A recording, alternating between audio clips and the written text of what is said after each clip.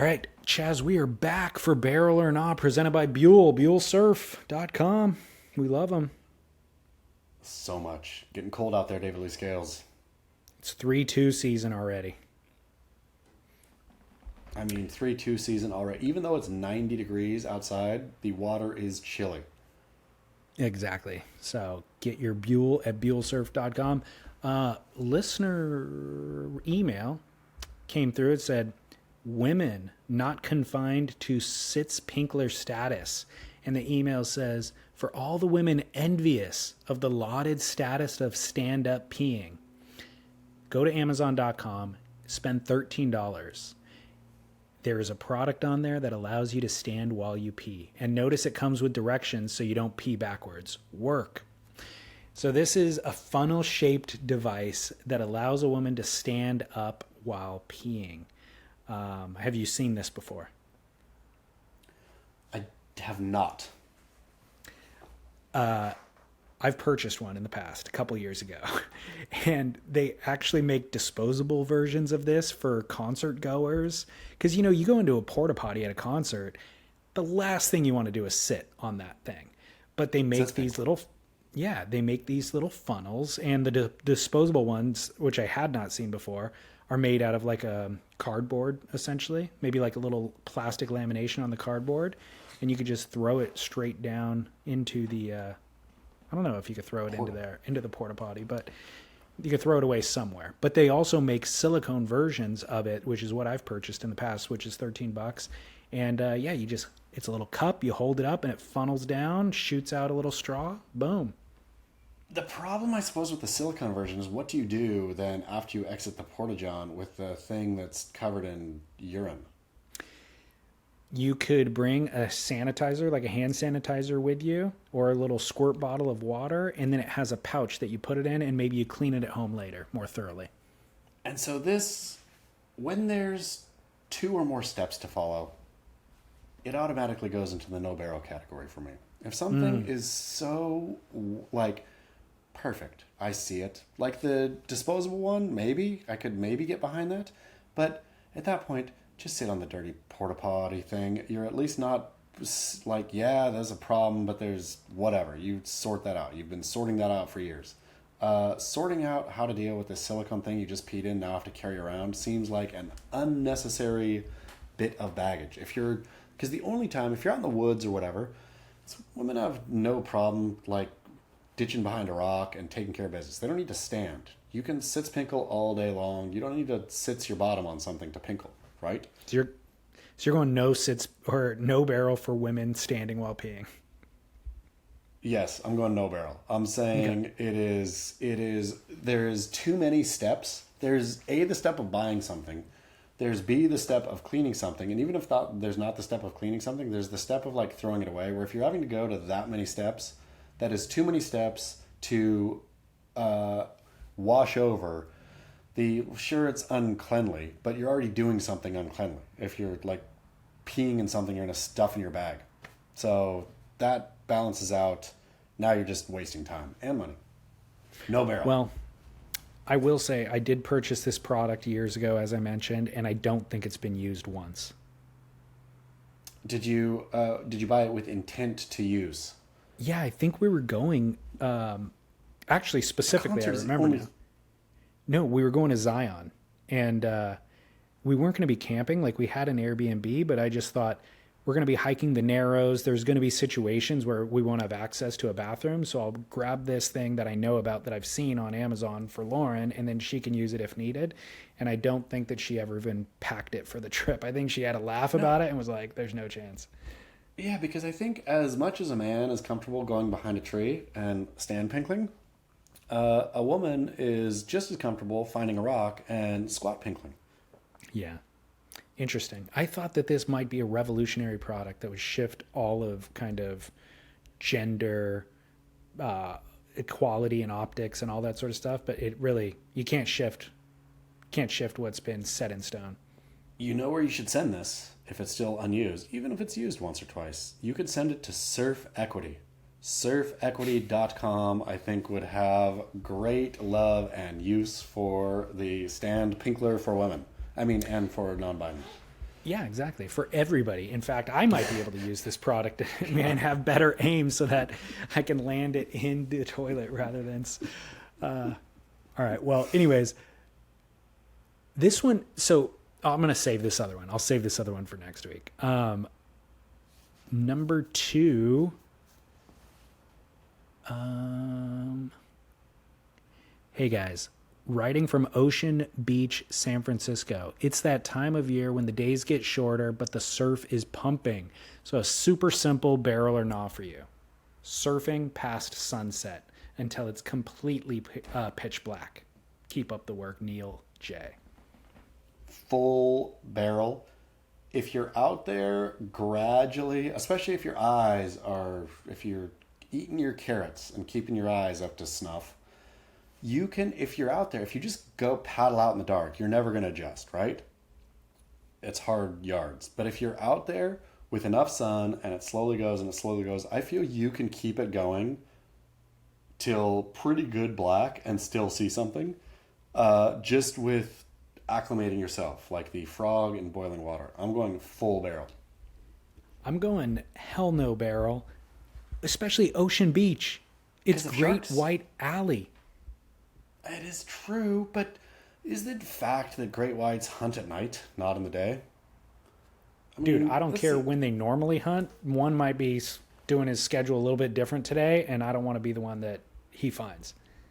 It's true. Oh man, yeah. Did you read the identity of the swimmer out Point Reyes was released today? No, You see I that? You read that story, yeah? No. Swimmer, it was the first not just shark bite, but full shark consumption that has happened, I think, in 50 years. Like no body, right? Oh my was gosh. out swimming, pulled under, eaten. He was like a world-class kiteboarder from Africa, Gambia, I think, was going to be their, I don't know, 52-year-old dude, but gone, swimming, eaten. So how do they know that? Did somebody witness it? I think he was with buddies, Okay. and they identified that had happened. Like got pulled under and Horrendous. Well, not cool. well, for Neil But he J, was swimming in the our day. recommend. What's that? It was swimming in the day, I think. It wasn't at night. Oh my gosh, crazy. Yeah. Well, for Neil J in Ocean Beach, I've been in that exact situation. Obviously, you're surfing at sunset and the sun's going down, and you're waiting to get a wave in, essentially, and that wave doesn't come, or you get a crappy one and you want to go back and you're like, should I go in or should I get the next one and wait for a better one? And the sun slowly, it's getting darker, and then the sun goes down and you're like, okay, I have 15 minutes. Now that the sun is down, I have 15 minutes of light, and you're hoping. So I've been in the situation where I'm actually out there past dark, but it is spooky. And if you have to duck dive, it gets extra spooky. I'm going no barrel on this. Hardcore people do it. I've been in the situation too where I'm driving to the beach trying to get a session in before the sun goes down, and I hit traffic or whatever. I arrive later than anticipated. The sun is actually down, and I'm like, do I go through the effort of putting my wetsuit on and running down with only 5 minutes to try to get a wave in? And so I could see myself being in, past sunset in those scenarios. But in general, it's a no barrel, dude. That's a lot harder. I'm just saying, if you're in the water, if you're going out and the sun is set, you're not going to acclimate properly. You're going to be out there. It's a good adventure. It's like have at it, but you're not going to have a good surf. But if you're having a good surf and the sun sets and you're in the flow and you're in the rhythm and you know what you're doing, stay out until you're like, can't see or get eaten by a shark. I've tried when I was a kid or a teenager with my surfing buddies, just kind of discovering it. We thought surfing at night would be the coolest thing possible. And so It's secret. we did wait a couple of times until it was like a full moon and then go surf Huntington Pier because they have lights, So obviously. hard. It's freaking impossible, dude. So hard. Yeah. With like, lights, with a way, full moon, it's still impossible. the way the light reflect, the times I've been surfing at night, you're so accustomed to what you're accustomed to in terms of how light bounces off wave. When there's that like millisecond or second or whatever it is difference on how light is traveling I was never able to do it either. Like I've done it a bunch night surfing.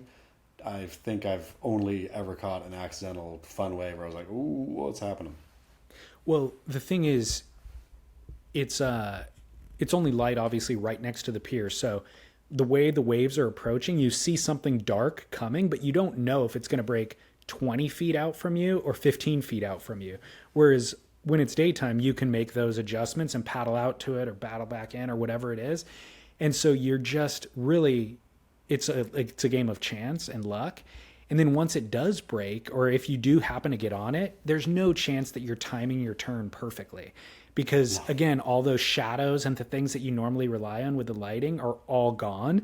It's like maybe you take off in the right spot and you get to your feet, but then it's just point for the shoulder and cruise because you're not going to be ripping. Cruising. You know? Yeah. Yeah. Unless you're Devin Howard. I bet Devin Howard would do it. Mean night surf. He's waiting right now for the sun to go down so he could paddle out. All right, final barrel or gnaw comes from a listener line. Just came in today, actually. Hey, fellas, this is for the Grit listener line, Darren in Rhode Island. So, a few examples of friends riding the wrong board. I have a friend who rides a soft top, too corky, he can't get down the face.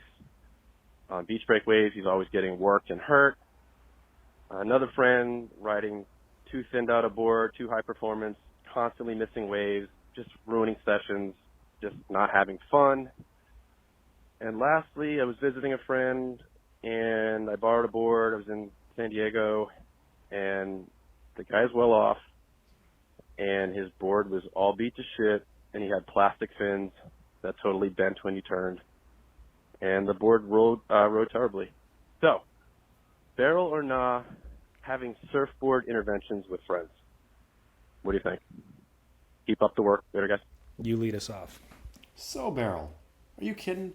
Those friends are begging for your help. They think they know what they're doing best, right? I'm sure Soft Top Bro, I'm sure Plastic Fin Bro, I'm sure all of them have two reasons why they're doing it, right? It's like, oh, I wanted to catch more waves. Or, I didn't want to ding it, right? Or, like, I didn't want to cut my femoral artery. Whatever their reasons are, you can puncture those really quickly. And maybe you don't know the right answer. Don't send him to Matt Biolis. He doesn't know either. Have you ever tried to ask Matt Biolis, hey, Matt, what board should I ride? No. I've asked Matt that so many times. Matt, you know me. Look at me. You see my body standing before you. I can tell you, you full well know how I surf. I don't have to tell you, but I will tell you, I am a lower intermediate, scratching into lower upper intermediate on my best day. Middle, you know what middle, that means, intermediate. Matt? Don't pretend you've never seen multiple people surfing. Now tell me what I should be on. I don't fucking know. I'm not you. I don't fucking know. So, Matt, we have to start again here. Okay, you see me. I'm a tall, lanky guy. Like, why do you pretend that there is like infinite amounts of people on Earth and infinite ways they're riding waves? No, there's not. There is tall, skinny people. There is short, fat people. There is medium built people. Da, da, da, da, da. And now, if you know they're lower intermediate, then just say surf this. It's a mid volume, blah, blah, blah, blah. All to say, that's what I wanted from Matt. That's what Matt has never given me. That's what your friend wants from you. Your friend doesn't want to suck. Your friend wants to be okay. Your friend just doesn't know and wants you to say, hey, man. And you don't have to say you're riding the wrong board. You could say, why are you riding that board? And then friend will say, I want to catch a lot of waves on my soft top. And you say, okay, well, there's a way to catch a lot of waves that's not that because you're not looking like you're doing very well. Am I wrong? And then your friend is happy. You are a much nicer friend than I because the only way that I see this is if I give you good advice, you're going to take waves from me. I have no problem being out in the lineup with a friend who's not getting waves. I'm going to sit next to him, in fact, just to use him as a blockade so that nobody bothers us, and then I just go on everything. The problem is your mentality is 90s potato chip mentality when people were on Kelly Slater boards who couldn't catch waves. Now everybody, more or less, who's on a bad board is on too much volume, they're catching way too many waves and getting way more in your way. If you're going to do a solid for somebody, for yourself, send them on to high performance stuff, right? But like say, hey, man, you surf really good. You're kind of ripping that soft top. Have you ever thought about getting a CI Pro? I think you could get it, like, get your dims, like take the dims and you look fit. Like really pare those dims down. You want to be sitting in the water on your board where the water is up to your neck is where collarbone is where you want the water to be, and I think you could rip that thing. Order the same exact volume as Joao Chianca. That's what you need. Yeah, yeah. But I like- think that's overall, exactly- because overall, I think we are in an over-volumed era. I would like to say we are in too many people. Like, God bless the mid-length. Everyone knows I converted, even though I am on a CI Pro now. And thank you, Britt Merrick, for bringing me home. But the CI mid is a fantastic word. Everybody's on mid-ish, or too many people are on mid things out there on small days when you should either be like on, I feel, a fishy thing or a trying to do a high performance thing again, right? But too many people are catching too many waves that they're blowing. Yeah. Well, Volume problem. all right. Tell Well, your we're friend. gonna go. Less We're volume. gonna go split on this one. Barrel or not? You're saying barrel. Give them advice. I'm saying no barrel. Don't give them advice. Let them fail on their own. You focus on you. By the way, nobody even wants your advice. No, unless a friend says, "Hey, I would like your advice on something," and even then, they probably don't really want to hear your advice. But unless they ask, don't give it. Guess what I'm going to go do at the boardroom show tomorrow, David Lee Scales? I'm going to walk up to people and take them by the hand and say, "Hey, man, I'm looking at your figure. It's kind of catching your vibe. Let me show the board you should ride." I love that Matt Biolis, literally, that is his area of expertise. And it is what he should be doing, is telling you what to ride. But I think he is so over, people want his attention, essentially. Like, he is popular. He's got a million obligations. And if you just ask one tiny little thing, it's over the line for him. To you, it's a minor ask. To him, he's like, I've got so many people asking me for things. Shut up. Leave me alone. No, he is an asshole. He has played his asshole thing up to do this thing where he knows exactly what I should be riding, what he thinks I should be riding. Like, he wouldn't know, but he knows exactly without even thinking about it. He has shaped so many boards for so many people, for so many body styles, for so many, every bit of it, right? He knows he could without wasting time, he could say, "Yeah, you should try a blah blah blah," right? Like, your type of style, I could picture. I've fucking never seen you surf. I don't know. Like, oh my goodness, Matt. Just like play through here, man.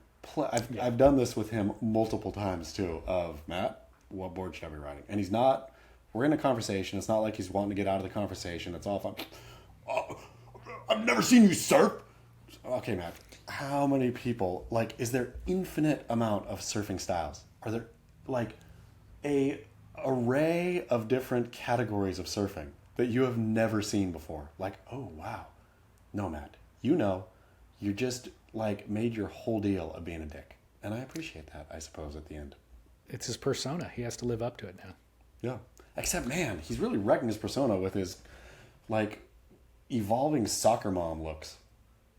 That dude is on more of a soccer mom. He went into soccer mom hard like 5 years or 6 years ago, and I thought it was just a phase. And he has evolved. His like subtle evolution of looking like real, like the variation of his soccer mom. He's like, today I'm a Chino soccer mom, and then in 3 weeks, I'm a nearby La Puente Hills soccer mom. Like, the fine taste of his soccer momness is wild.